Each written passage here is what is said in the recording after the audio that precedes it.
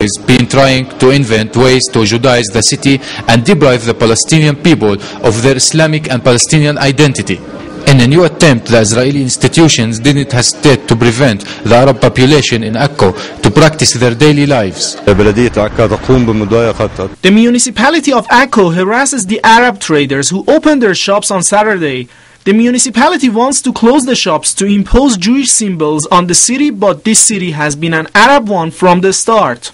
Under the pretext that Saturday is a holiday for the Jewish people in general and the Israeli ones in particular.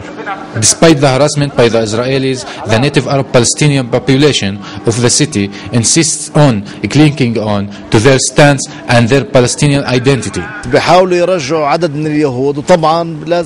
are trying to bring in some Jews to Akko, and they are trying to make it seem as a Jewish city. They are even saying that they have the control of the city because they are the majority, and that the city and its history belongs to them.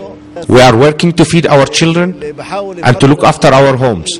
We will resist them.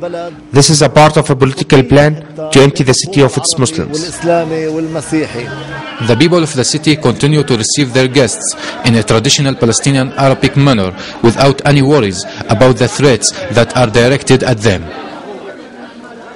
Israel is refusing to recognize Friday as a holiday for the Muslim traders in Akko.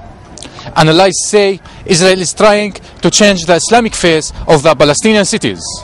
Hamad Awaidat for PressTV, occupied Palestine.